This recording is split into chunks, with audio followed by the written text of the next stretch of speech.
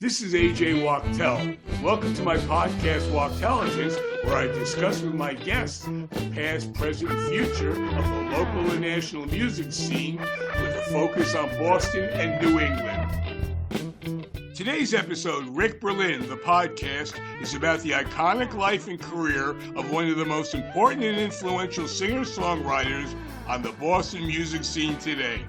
From Sioux City, Iowa, to New Haven, Connecticut, to Jamaica Plain, Massachusetts, his brand of theatrical rock performed in bands Orchestra Luna, Berlin Airlift, Rick Berlin the Movie, the Shelly Winters Project, the Nickel and Dime Band, and tons of others. On his 6 decades on stage as a solo act, established his voice and vision beyond a shadow of a doubt as one of the best known and established acts in the music industry today. The multi-talented Berlin could draw a crowd in Antarctica or Easter Island. On stage and off, Rick is intelligent and inspirational with a ton of songs and stories, and it is with great pleasure I say to my very talented old friend, welcome to Wachtelligence, Rick. That was over the top. Well, you deserve every saying. You deserve everything I said. Oh, my God. I don't know about established, but that's very nice of you to say all those wonderful things. You were born in 1945 in Sioux City, Iowa. Richard Gustav Kinscherf III. How'd your family land in Sioux City, Iowa? The Army. My father was moving around, but we only were there for about a month, and then it was Tucson, Arizona for 4 years. So I was born a blue baby. I had to be in an oxygen tank, an iron lung for a couple of days. Yeah. But, so center of the country, and then Tucson. Your dad partied with Betty Davis and Groucho Marx, correct? That's true. Christ almighty. Yeah, I mean, they met Groucho. My parents did when they were in Jamaica, and they hung out. There was a picture of them with Groucho in lawn chairs, and then Betty Davis was up in Maine. There was another picture of them with her in a little cove with a small pebble beach, and but to say that they partied with them, I don't know how extensive that was. I mean, they also knew Barry Goldwater, which is something I'm mildly ashamed of, but they got around. I mean, my father crashed Grace Kelly's debutante party. He was a wild man, my father. Your uncle Carl Kinscherf played football in the NFL with the New York Giants and set the record for most punts in a game. Is that still a record? No, it finally was overcome, but he had it for many, many, many years, at least 3 or 4 decades. And he was also an artist. He would render buildings for architects, but he also was a fine artist. And he wrote a book on fly fishing, which he illustrated top to bottom. And he was a quiet person, unlike my father, but at the same time, he was very strong-minded, massively loved his wife. He went deaf, not unlike myself. And his wife, when she was ill, would be upstairs. She'd have to hit a cowbell to get his attention. You brought up Barry Goldwater. You shook hands with Vice President Richard Nixon in 1957. Did you ever write a song about it? Yeah. What song? No, I mean, I shook his hand twice, actually. Once in Portland, once in Chicago, because my parents were, back when Republicans were not an embarrassment. That's what they were, and until I saw Kennedy's inaugural address, and I jumped ship on all of that. But yeah, it was a clammy, weak grip that Dick had. But I mean, I also got a letter from Dwight Eisenhower because I think I raised $4 for him at one point. I don't know. God knows, politics keep me up at night. My sister Janie and her husband spent a lot of time in Fairfield, Iowa, with transcendental meditation because there's a college there, and my sister taught there, and she was there recently. And everybody in my family does TM. You know, I've been doing it since late 60s, I guess. And I was tripping on acid when I learned my mantra, so I had to go back and get another one. In 1969, right. I mean, didn't you take acid right. before you got your physical exam for the draft, and you got rejected for F? Yeah, I mean, I took acid like aspirin. I thought it was the answer to everything. You'll be able to cope with this if you just drop it, a hit of LSD, but it was a nightmare of sorts.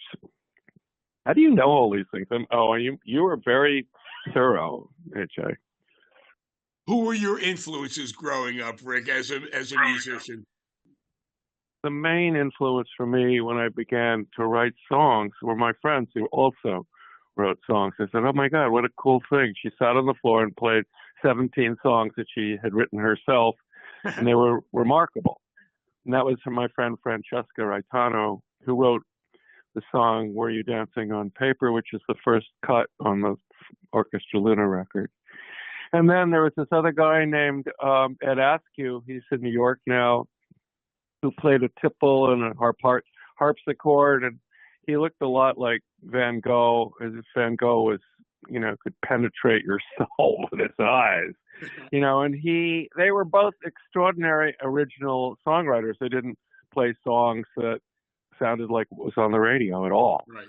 And I thought, well, I'm going to try this shit. And so we got churches often get rid of pianos. So we got a free piano and put it in the house in New Haven. And I started writing songs, but I wasn't writing them for anybody except the people in the house or those two people I just mentioned. I had no ambition as a musician. I thought I was going to do God knows what. No, you just brought up New Haven. You went to Yale in New Haven. Why Yale? Well, I guess I liked the four letters, and it had the same colors as my high school. And I told them, I said, listen, I'm not going to college unless I get into Yale. That's where I'm going. I'd been up there. I thought it was a cool-looking campus. It looked sort of like England. And I had a leg up because my uncle was a fundraiser for that college, and I'm sure that helped. But I was second in my class, and I did all this fucking singing in high school. And because Yale has this huge a cappella singing tradition, I think they were looking at that thing too. So I got in there, but basically I drank myself silly for 4 straight years. I worked a lot harder in high school at academics than I did at college, so I don't regret it. I think it was a beautiful place. I did go back for one reunion and walked around there, and I was very moved because it was the first time I think I acknowledged the fact that I had fallen in love with a dude, and even though I was trying to suppress it, and there was a lot of that going on there, especially before they had women in there, and but I was covert about being gay, and so it sort of helped surface that as an idea that was true about me, right? And then that was and also I taught myself piano by going into these towers. There are these huge towers in some of the colleges there, and at the top of the tower there'd be a piano, so you could go up there, shut the door, and play while you were tripping your brains out. And of course, because I was hallucinating while I was playing, I thought that everything that I was doing was, Stravinsky and genius and jazz and all this crap. But I'm sure if anybody listened to it, it sounded completely atonal and absurd. But I would be up there for 3 hours just playing until my hands fell off, and I think I developed an ear for the piano on some level, even as I don't know what the changes are. I know what I know where middle C is. That's about it, Hey, so, I brought it up before. I've brought it up before, but I really want to know, you took acid before your draft to get in. They gave you a 4F and rejected you. Was that because of the acid? I'm not sure because, I was a shrink. I was in the Peace Corps before I became a teacher. And I got thrown out of the Peace Corps because I said that I was homicidal and suicidal. I would think the homicidal thing would have been perfect for the Army, but anyway, because of that, it was a psychologist from the Navy. And I think his letter about me helped them to choose to reject me. I don't think it was the LSD.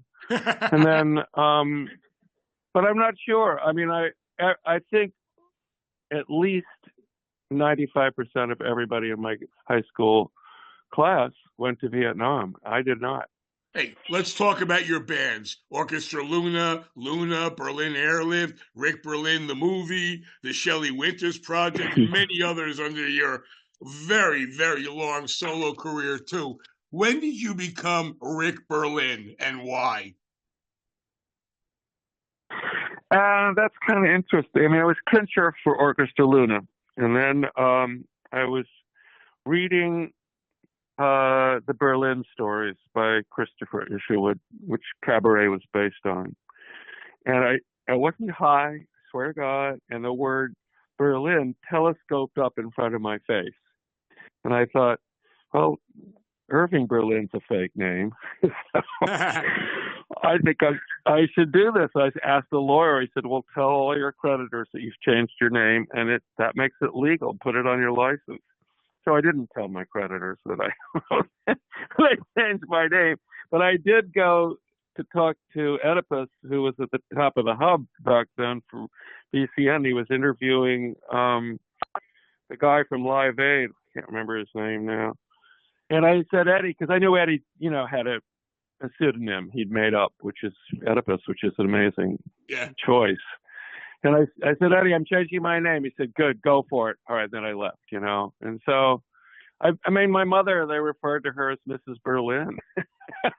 And she didn't mind. And the main thing, AJ, was that people couldn't remember my name, pronounce it properly, or spell it. And, I was the fucking third. It's right. like, how many of these failures? I mean, my father considered himself a failure. Anyone ever call you Gustav? I would walk away. And I didn't like being called Dick either. So my father was Dick. Your songwriting and performances have been described as theater rock. Is this a fair assessment, or do you have a better one for the Rick Berlin sound? That's a tough question, tell you the truth. I mean, ever since I started, people said you need to write a Broadway musical. I did write a treatment for a musical, but it never got off the ground. I think partly it's my voice is sort of this sort of Broadway chorus boy, tenor, nasally sounding thing, especially for Orchestra Luna. At the same time, my parents would take me to musicals, and so I just loved the color and the vivacity and how songs would come from a conversation. I loved all of that stuff.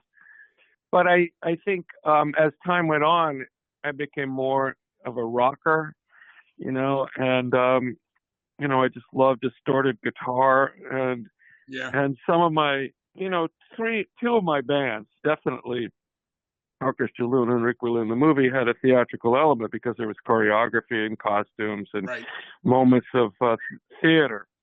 At the same time, just a straight up song really appeals to me. And so, the fact that I even fit into the scene, which is the great Boston music scene, it's from beginning right up until now, is just filled with genius writers and great bands, that I feel I'm sort of on the periphery of that because of my sensibility and the way I write write songs, although the band says, "Can't." How about some new changes? You got to have heart. All you really need is heart. When the odds are saying you'll never win, that's when the grit should start. We're so happy that we're laughing. Ha, ha, ha. That's the hardy thing to do. Ooh, ooh, ooh. And we ain't been autographing. Ha, ha, ha. Except for signing IOUs. Ooh, ooh, ooh. We got heart. Miles and miles and miles of heart. Oh, it's fine to be a genius, of course. But keep that old horse before the cart. Who minds them poor bottles flying? The hisses and oohs. The team has been consistent. Yeah, we always lose. But we're laughing 'cause we got heart. We got heart. We got heart. Hey, in 1974, Okay. Orchestra Luna came out on Epic Records, the album, and it was produced by Rupert Jones. Was that the If You Like Pina Coladas, Rupert Jones? Yeah, Rupert Holmes. Yes, it is. That's the guy. He actually called me a few years back and said that making that record for us was a high point for him, you know. And I think much as people always say, "I just love your live show," the record doesn't really take me there. I think that's a fine record, and It is. his orchestration and what he brought to it was extraordinary. I mean, the record came out on Epic about the exact same time Born to Run and Boston both came out, you know, on CBS. So, you know, we got lost in the dust. I mean, we didn't know what the fuck we were doing. You know, we just that's what was great about that first Orchestra Luna. It was absolute innocence. It was as if we were back in the barn putting on a show for our parents and friends. Let's try this. Bring this on. Why don't we have a spoken word person? I think we should have choreography. Let's change costumes. Cool. Let's sing, you know, et cetera, et cetera. And so I just love that about my first band. There's only one first time, and there's only one first band. And you know, as my sister Lisa was just so special in that thing, she seemed to embody that innocence. And Liz Gallagher had a voice like Fanny Bryce. And then, of course, there's Randy and Scott. And Randy was an extraordinary guitar player. We played at Frank Zappa's 10th anniversary, and Frank ran up and grabbed Randy and picked him up off the floor after we finished that song. And then there's Peter Barrett, and you know, who's no longer alive. And he was the spoken word guy. He kind of stitched the show together by his moments on and off stage, singing and speaking, that just made it very unusual. And we had no idea that it would work, you know. And I hadn't even considered putting a band together until, you know, well, the long story is that Harry B heard me just hammering out some songs in Somerville, and he shouted up to the third floor from the sidewalk and said, "You want to put a band together? I got a friend who's a manager." And 6 months later, you know, we were signed to Epic. So it seemed like the easiest fucking thing in the world, which is absolutely not true. Yeah, I remember So I met you in 1974 when Orchestra Luna played in the cafeteria at the Boston University Student Union. And I remember I talked to you and Randy Ruse with the big red guitar. The reason I went there was my next door neighbor at 700 Commonwealth Avenue, the dorm, the zoo, was his older brother was a DJ, a college DJ, Mike Aronson, and he said, "You got to see Orchestra Luna." We went there. I talked to you and Randy Ruse, and you had a hit you brought it up before of the damn Yankees song, "You Gotta Have Heart." How and why did you pick that song?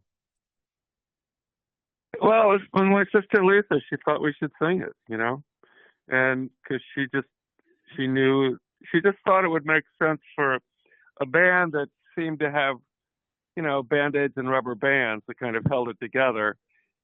Kind of the losing streak of the Washington Senators, you know what I mean?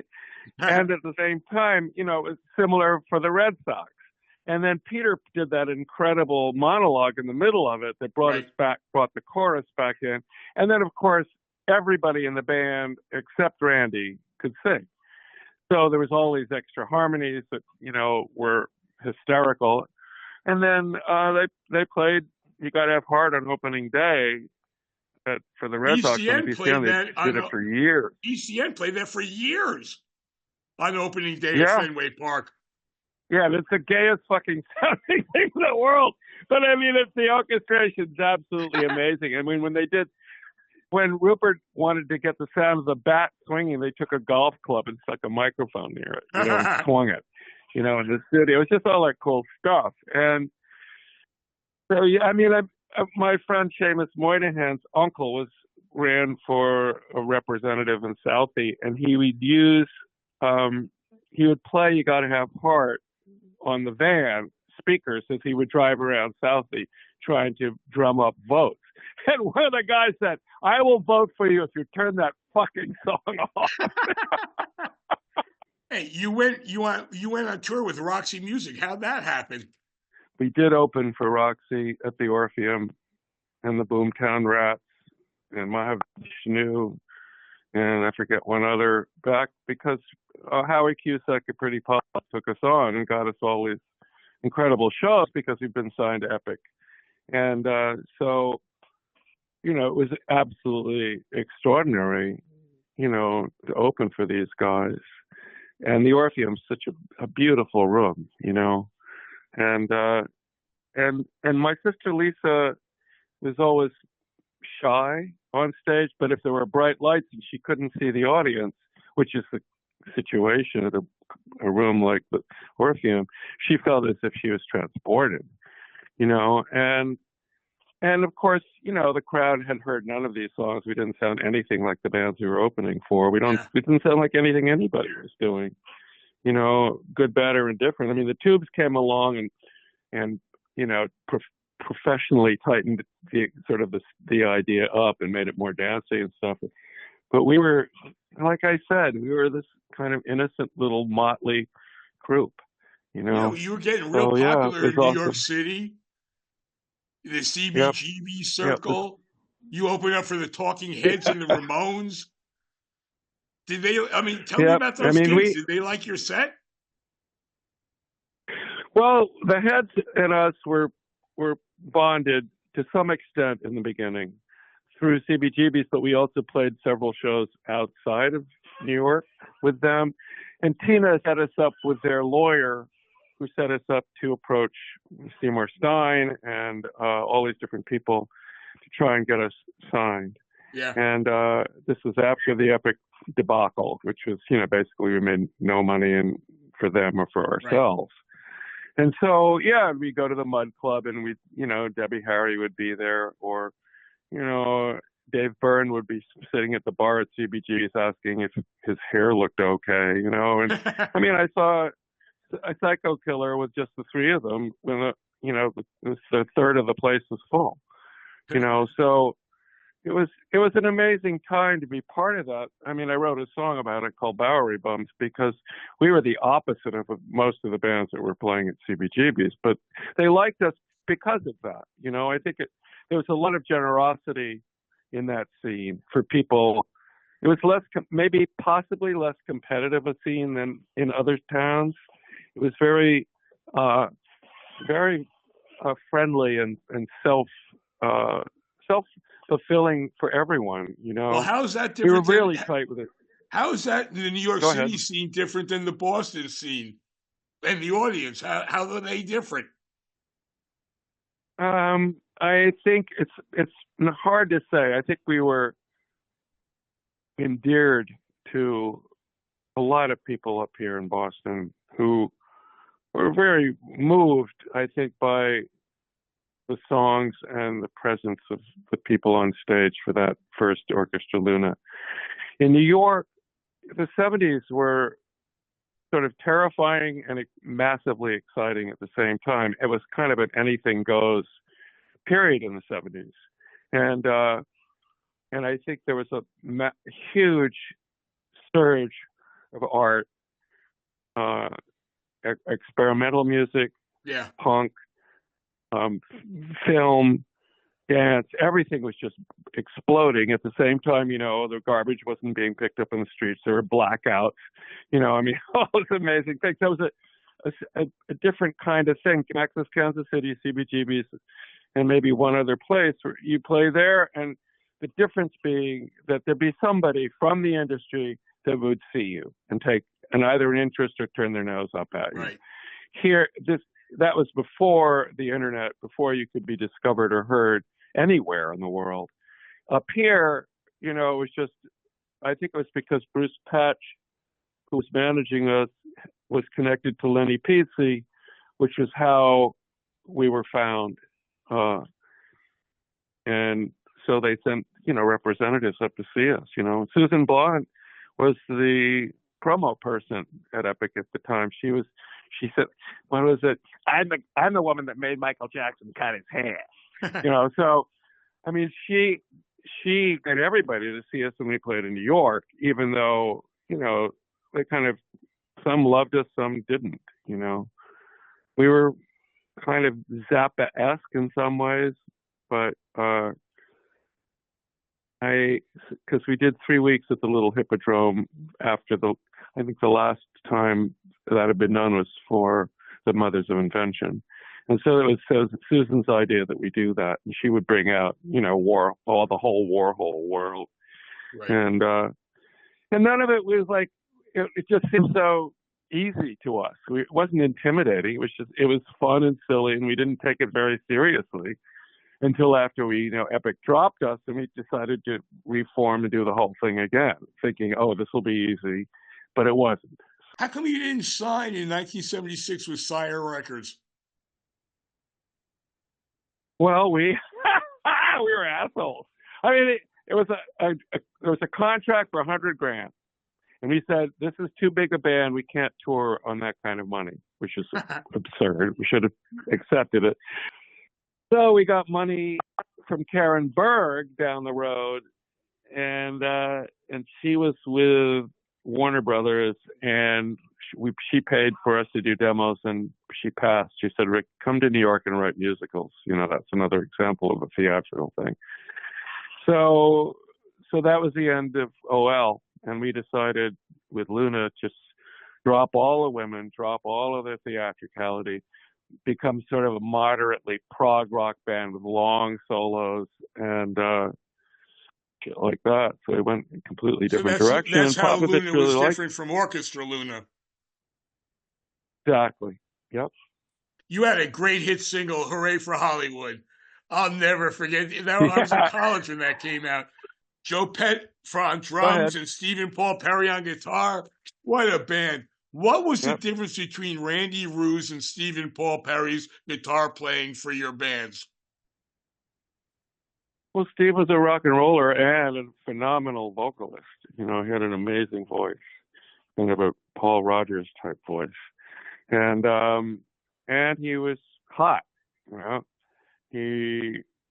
So my present guitar player, Matt Balin, we did this big show, instead of remembering some of my band's show at the Brighton Music Hall in April. And so we did 2 songs from Berlin Airlift. And when our guitar player, Dave Minahan played on both of those songs, but Matt played as well. And Matt said when he told his coworkers at this audio place where he worked, he said, yeah, I'm doing a couple of Berlin Airlift songs. And he said everybody, this guy who knew about that band back in the day, said everybody wanted to be Stephen Perry because of how he looked, how he sang, and how he played. And Stephen was amazing, and he worked really hard. He would repeat his solos. He would write them. He would write them up, and play them almost note for note at every show until he started moving away from that a little bit. So yeah, there was a big difference. and it was distorted guitar. I mean, Randy used distortion, and he bent some notes on that incredible solo at the end of Doris Dreams. But in general, he was more of a jazz player. I mean, they did, the three of them in Orchestra Luna 1 played the first movement of Beethoven's Seventh Symphony, for example. And it was amazing. You could hear a pin drop. So there you go. Let me read to you what Joe Petrozelli, Joe Pet, your drummer from Luna, says. I asked him up for a quote from that I could make you smile with. And Joe Pet, he also played in the Joe Perry Project, and he was a great drummer, still is a great drummer, owns a studio now. And he says, Rick is one of the most unique characters and prolific writers I've ever met. His music and lyrical content were some of the best ideas I've ever experienced in my career. It's tough for me to pick a favorite song. I have a few.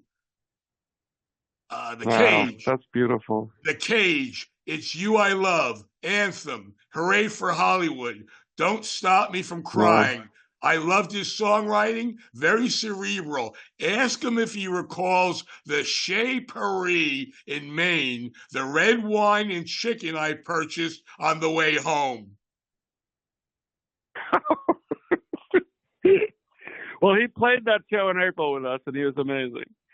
Yeah, no, I mean, Joe is a power, I mean, massively talented, okay? And he also had that really high voice. Unfortunately, his vocal cords are giving him some trouble lately, but he was a big part of how he sounded vocally, which has always been one of my favorite things about music is harmonies, although there's a little bit less of that in Nickel and Dime. And Joe is also incredibly funny. And he, like the rest of us, were disappointed that Jay Mandel wouldn't let us go for less than $100,000. And, you know, when we drove out to Cleveland to meet with Popovich, he said, you've got to get rid of this guy and I'll sign you in a heartbeat. You know, Popovich said to me, I want you to walk the streets of Paris. Every artist needs to walk the streets of Paris. I'm going to send you over there. You can write some songs, you know, and none of that ever happened, right? You know, because of, you know, where we recorded Hooray for Hollywood.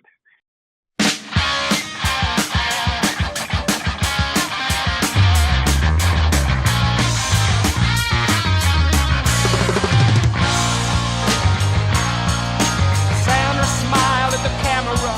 Her hair was perfect and her tiny waist was a feature she could always rely on to get up past the big front desk. Hooray for Hollywood! Hooray for Hollywood! Hooray for Hollywood!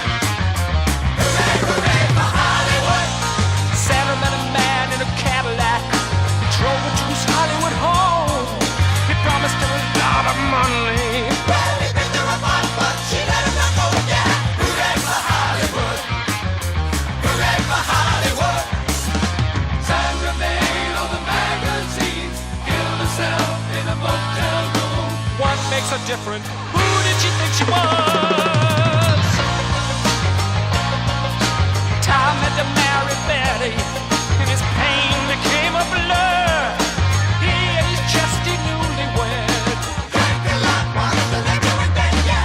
Hooray for Hollywood! Hooray for Hollywood! Hooray for Hollywood! Hooray, hooray for Hollywood!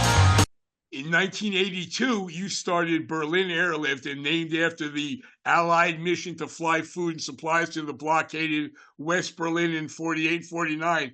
Was there a reason behind the name, or was it just a cute play on words?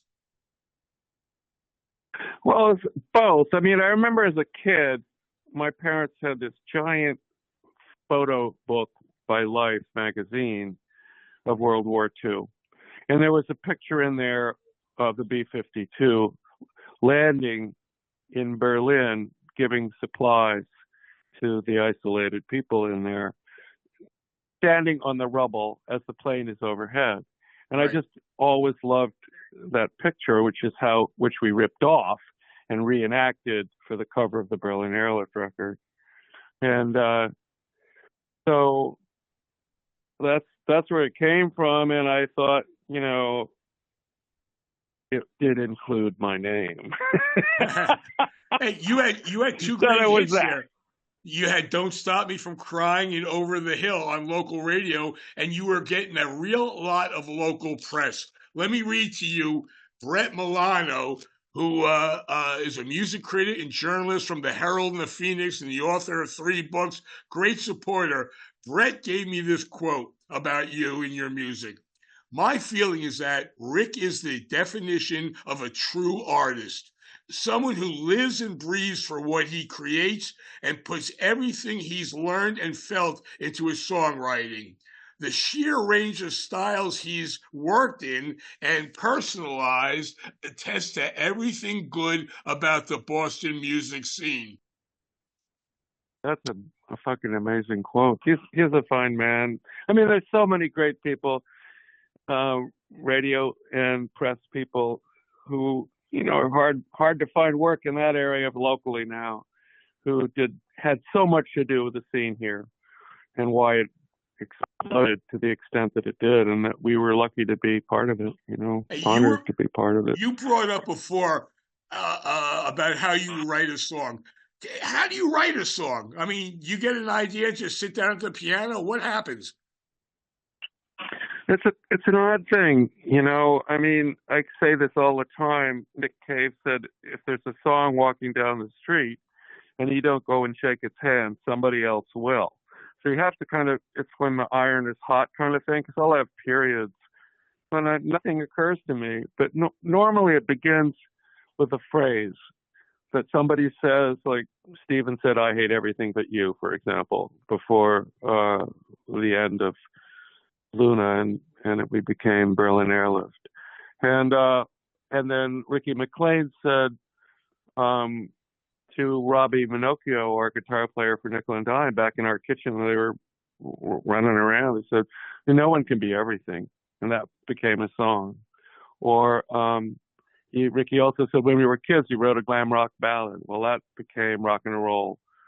That became When We Were Kids, and so it takes, usually it's a phrase and I can build a song out of the idea, or an event, or a portrait. I like writing portraits of people that are songs. And it usually begins with a phrase, but sometimes it can be music first or just a stupid drum loop, Has this technique But and your writing style changed over the years? I don't know. I think sometimes if I do a batch of songs in a short period of time, they all seem to sound similar, or there'll be sections of each song that start to sound like they're repeating a little bit. And then there'll be maybe a fallow period, and I don't worry about the blank page. I mean, I tell you the truth, AJ, one year I decided to write a song, the Brill building thing, one song every single day for 3 weeks. They were all horrible, except for one. I only got one decent song out of all of that. So doing it like homework doesn't work for me. I have to feel motivated, and Right. Then honestly, I mean, I think the best songs that have come out have been through, not from. It's almost like once it's done, it's out there. And the band always changes it if it's a song that the band learns. If it's a song that I would only play solo, that's a whole nother thing. Do you form new bands to accommodate your songs? I think it just depends. I mean, one thing is for sure, whoever I'm playing with at any particular time, there and how they play is in my head when I'm writing new songs. I can say, I can hear Savannah playing the drums on this song. I can hear how Dave's going to handle a bass. This is going to be really fun for the rhythm guitar player, Ricky, et cetera. So, back when I was writing for Orchestra Luna, it was, I was thinking Randy, or I was thinking Carla would sound amazing singing the solo on this song, right? And so on and so forth. So, I mean, a couple of these bands had other people writing. Joe, so for example, Mike Mangini wrote a couple of ideas for songs for one of those bands, and Jane would write songs as well. I did a whole record with Jane, but the ones, it always seemed odd in a course of an evening or on a record when somebody other than me was writing it. The band would translate it into their own thing, so it would always fit into their sound. But if it wasn't my lyrics and my odd changes or whatever they might be, it always sounded like kind of a blip on the screen. And so I bring the songs to the band, they translate them, and they become theirs. Well, could your Orchestra Luna songs be written today for your nickel and dime band?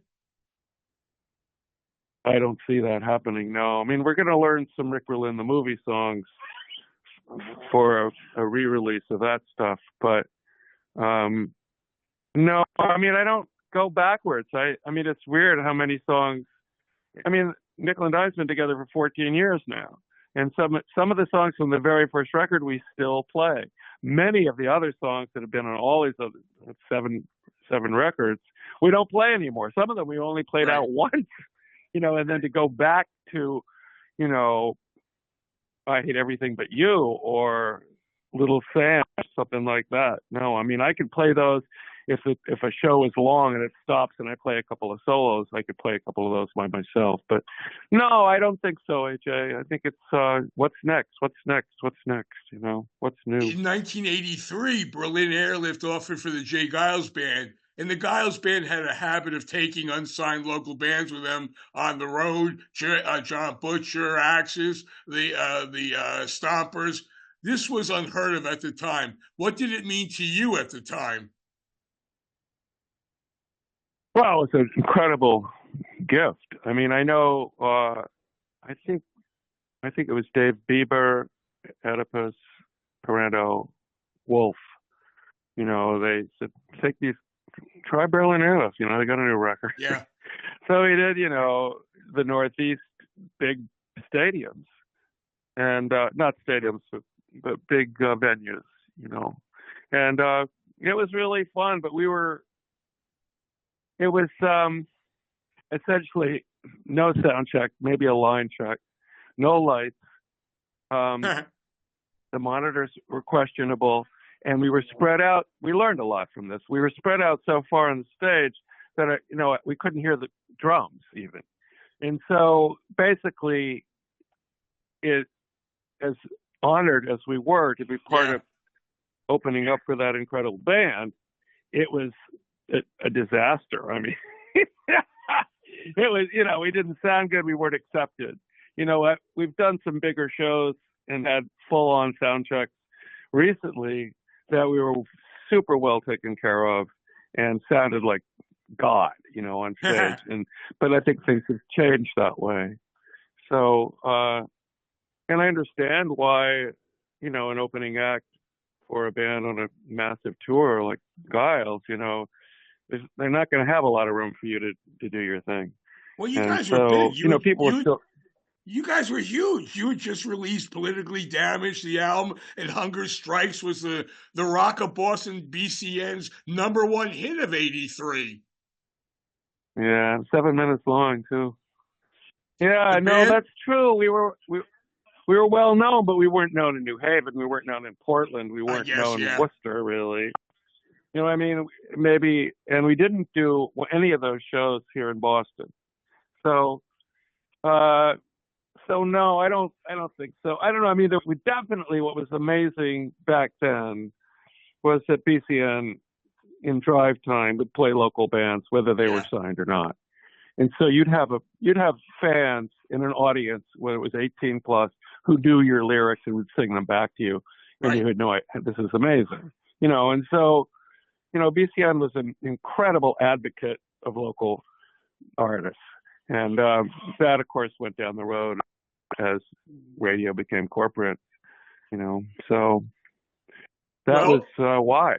I think the band broke up in '84. Rick Berlin, the movie, formed in '85, and the name implied to me that this is a band that should be seen as well as heard. And you won the 1987 Boston Music Award, Indie Songwriter of the Year, for your beautiful ballad, Rock and Roll Romance. Tell me about Rock and Roll Romance. That's a beautiful ballad. Thank you. Well, it was a couple of things. I guess I had met this kid. He said, "Love is just emotion on the make," which I thought was an amazing phrase.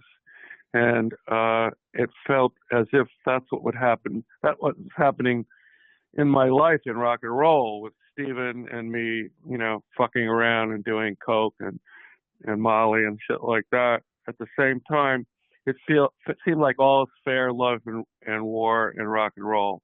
And so it had that sort of nostalgia for the crazy drug-addled side of rock, And You still play it from time to time on stage, don't you? I play it solo, yeah, and we're going to relearn it. There's a so Paul Buckley of Lunch Records is remastering with Brian Charles 16 songs from Rick Berlin the movie and putting them out on Lunch Records. So that song is, coming back as a possible band song. I don't know whether we'll play it a lot, nickel and dime, but I do love that song. It still means a lot to me, and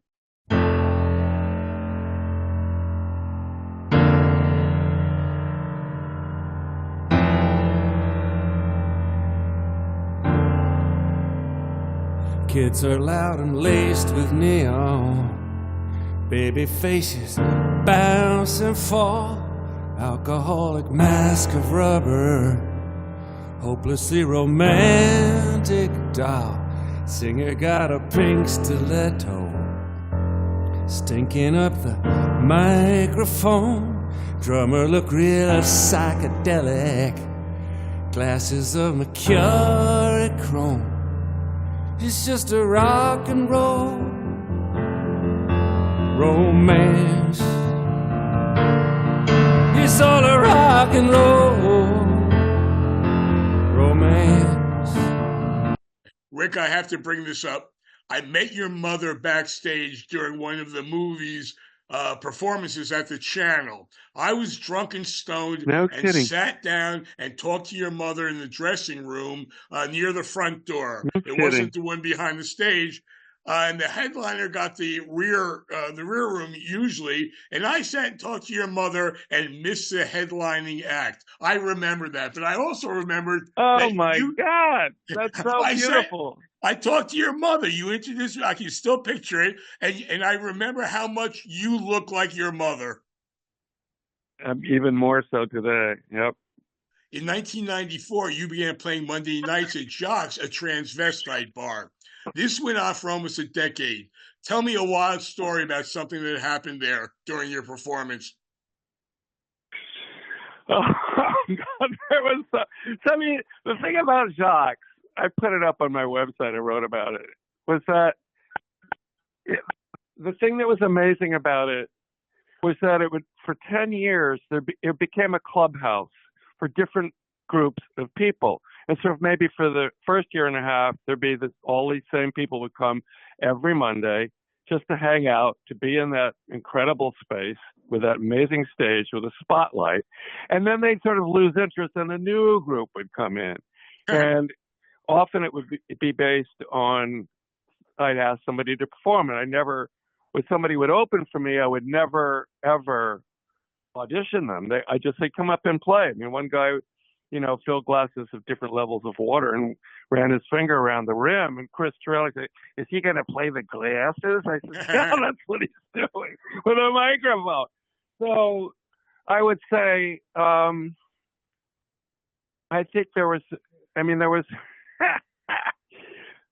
one of the things I always remember was this duo, and they were goth. And yet at the same time, all of their songs were exactly the same. And she played the harp by plucking the strings, and he played a guitar. And each of them had at least 13 to 17 pedals to step on.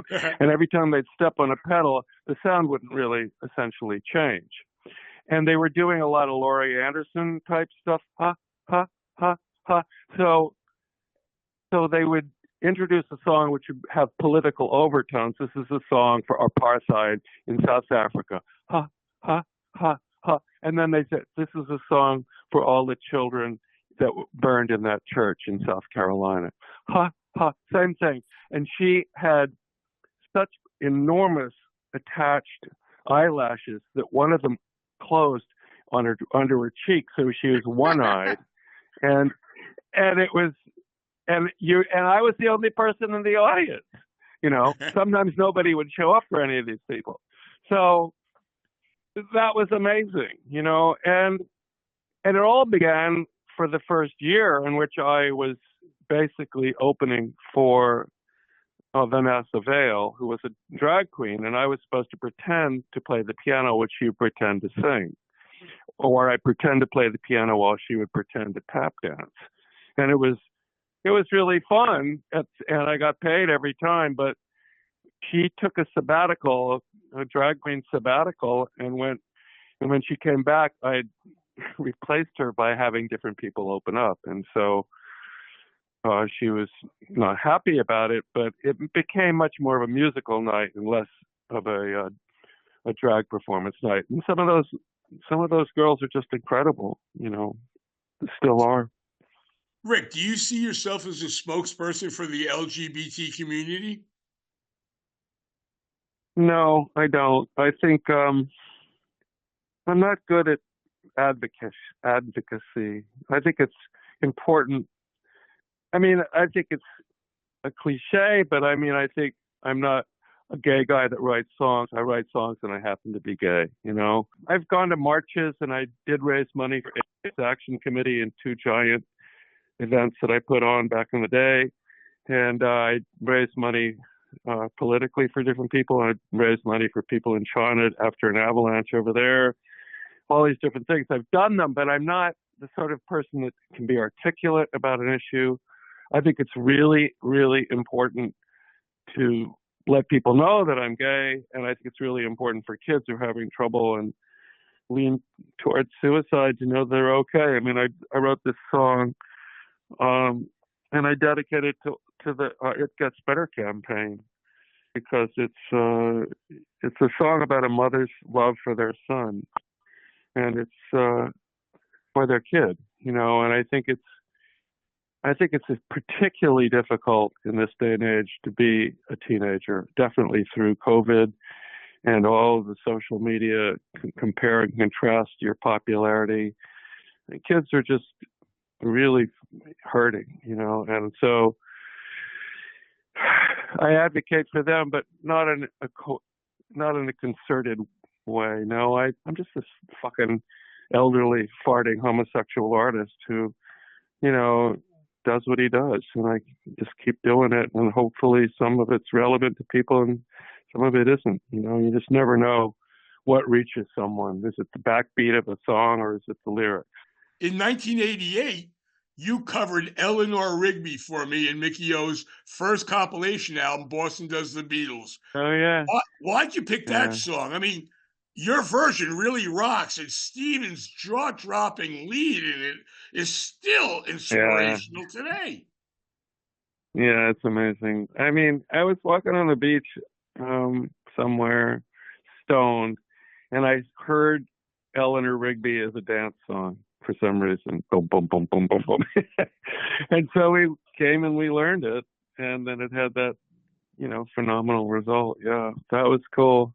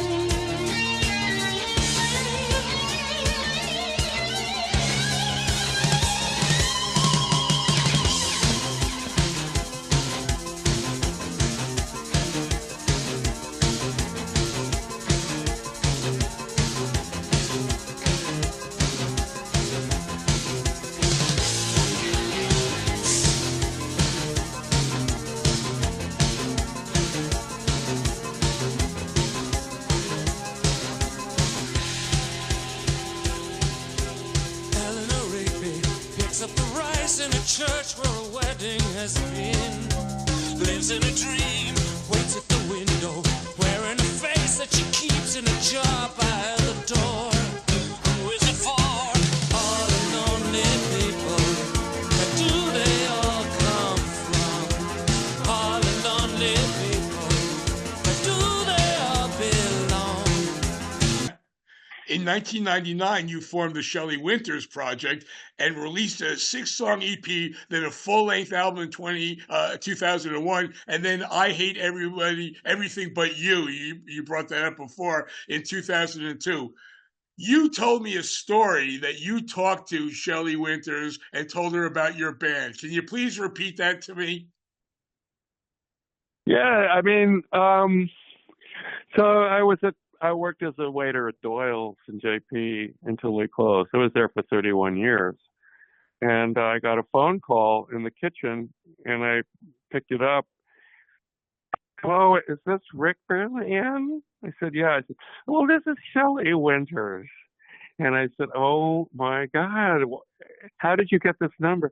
"Well, a friend of mine pointed out that you have this theater group named after me." And I said, "Well, Shelly, it's really not a theater group. It's a band that we call the Shelly Winters Project." She said, "Well, why did you name it after me?" And I said, "Well, because several of our songs are about women done wrong. And some of my favorite movies of yours have, you've drowned in them. You've been badly hurt and crushed." "Oh, that's the most wonderful thing I've heard in a long, half my face is numb. I had a stroke. Can you make him play that CD?" "Oh, damn, they can't even play it. It doesn't work." But anyway, it was wonderful to talk to you. And that was it, I've told the story too many times, but With all the famous national acts you've opened for, did any of them go out of their way to show their support of you and your music? Nickel and Dime did open for Dr. Dog at the House of Blues. And that was to a friend of mine in Philadelphia who knew Scott McMicken. And so his manager made that happen. And that was a very generous thing. They gave us a decent sound check. They paid us a couple $100, and it was really fun. And we owned the crowd right from the get-go. We were really excellent.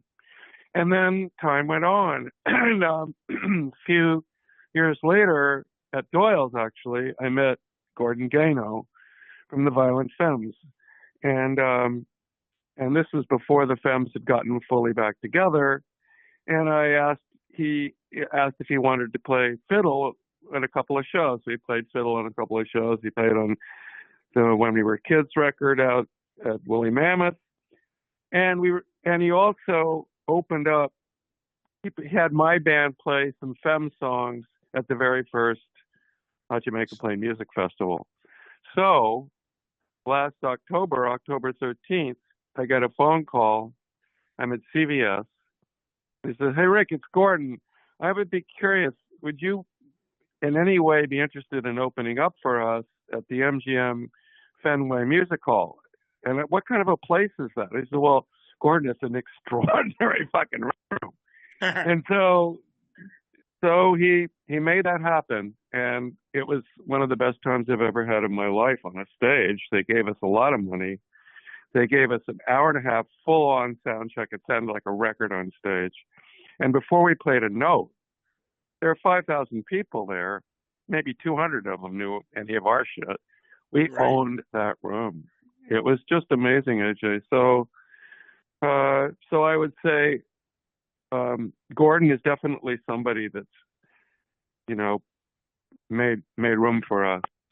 It's just really your friends and your fans and your band that looks after you. And none of my bands, we've only lost money, AJ. I mean, we don't make money. These incredible musicians that have taken the time to learn, rehearse, perform, and record these songs and play all these shows don't make any money doing this with me. None of us have. We spend way more than we make records. So I just honor their commitment and their willingness to, learn these goddamn songs and play them with me. And I'm just amazing at this age. I'm almost 80.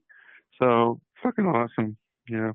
Here's a quote from an old friend of ours, Marion Farrow, who I met at the Beat magazine 30 years ago, and she has a TV show on the streaming station Mark Skin Radio, Rock Under the Radar, and she used to be on She's awesome. WCAC and WMFO, but Marion says Rick's music is special. He's an excellent songwriter and writes lyrics that tell interesting stories about different kinds of people. He is a great frontman and puts together bands of talented musicians. I first saw his band Luna in the 70s and Berlin Airlift in the 80s, followed by Rick Berlin, the movie. And I immediately loved his music, bought his albums, and went to see the bands as much as possible. I would like to mention a couple of his minor bands that most people won't remember. He had the Suitcase Band with Barry Marshall playing suitcase instead of a drum kit.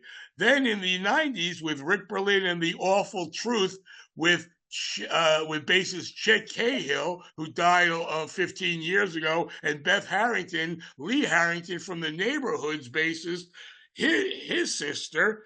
Tell me about those bands real quickly. Well, the Suitcase Band was extraordinary. I mean, Barry would he took a big hat box suitcase, stick a 57 microphone in it, hit it with a maraca, and play a tambourine. And the tambourine maraca would sound like a kick and a snare. And it was just me and Stephen, Barry, and Chet. And that band, that's when I wrote that song Over the Hill, and I wanted to do it in the studio. And I went and saw Jane at the Rat playing a band called Seven that did all of her material, and she played on Over the Hill in the studio, and so Jane wound up playing in Berlin Airlift as a result of that. The Awful Truth was with Chris Mail, Beth, Chet, and myself. We played at oh God, I can't remember that place in Cambridge. We played there a lot, and that was short-lived. You know, and it was a fun band. It was great vocals, and they were really wonderful players. But it sort of faded out, and I can't remember any of the songs that we learned, or whether they went on to become live at Jacques, because Chet produced a solo record with me and Chris playing on some of it, and some of that stuff was songs that I'd written for Jacques. I think I can't remember all of it. It's a blur. Anyway, that's what I got for you on that. Rick, what's in the future for Rick Berlin? Oh, Jesus. Well, I'm looking forward to the next Nickel and Dime record and learning those songs. Is the Nickel and Dime band the longest band you've ever been in? Oh, by far, yeah. But there's only one member that's from the original one back, 14 years ago, and that's Ricky McLean. I mean, my nephew Sabby was playing trombone in that band for a long time, and his mother was Lisa in Orchestra Luna. So there was a wonderful circular thing that way. So I'm really excited about learning that shit. And then I'm looking forward to the digital release of Rick Berlin the movie on Lunch. That's going to be a lot of fun.